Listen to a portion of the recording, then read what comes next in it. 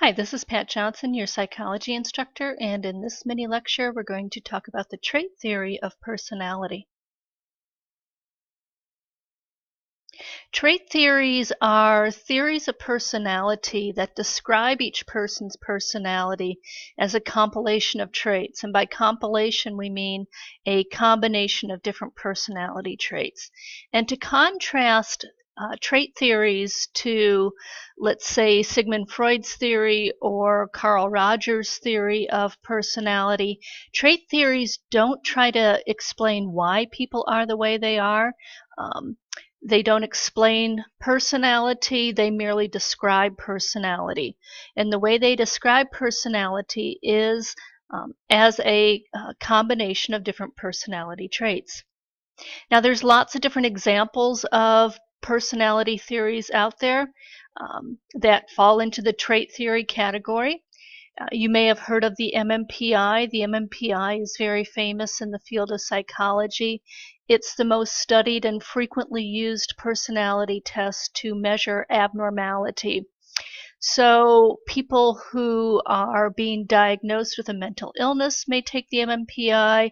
Often the MMPI is given to people as a screening tool for very high stakes careers. I know some of my students who are Marines said that before they went on the drill field as drill instructors, they took the MMPI.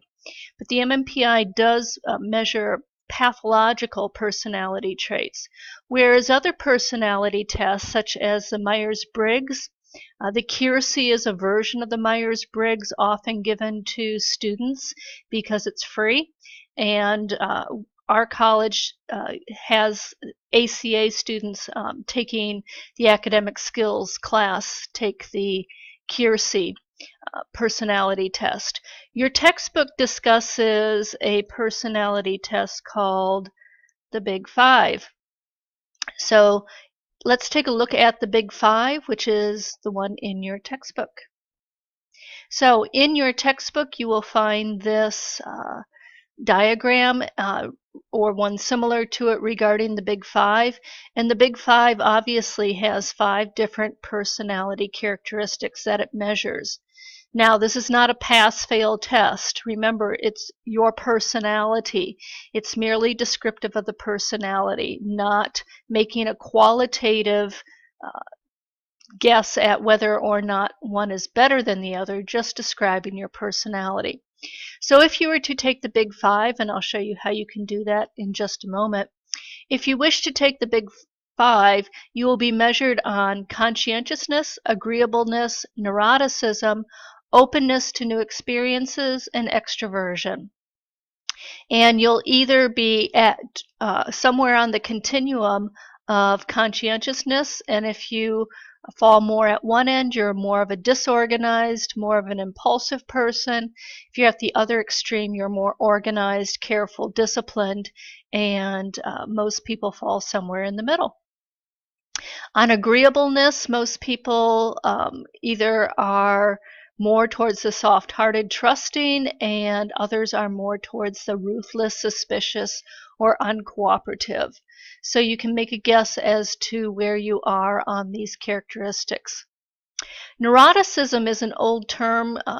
It's a Freudian term, and if somebody is neurotic, they are anxious. Neuroticism is a synonym for anxiety. So if you were to score high on the neuroticism scale, you would be more anxious. If you scored low on that, you would be more calm, secure, self-satisfied. Openness, and by this they mean openness to new experiences. Most of my students are fairly surprised that they don't score as high on this as they thought they would. But if you score low on this, you are more happy with what you've done before. You're more practical. You prefer routines. If you score high on this, you're more likely to enjoy a lot of variety in your life and be very independent. Extroversion versus introversion. So it's measuring extroversion. Now, extroversion doesn't necessarily mean you're loud. You could be more of a quiet person, but extroversion has to do with gaining your energy from being around other people.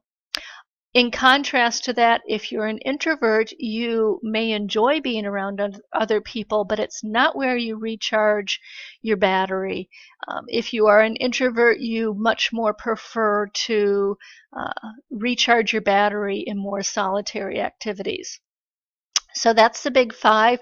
Again, this is just one of many, many different personality trait theories that's out there, but it's the one that's shown in your textbook. If you wish to take the big five, you can go to outofservice.com/big5 and take the big five personality test. So again, the most important thing to remember about trait theory of personality is that trait theories do not explain why your personality is the way it is. It's merely descriptive by describing your personality as a compilation of different personality traits.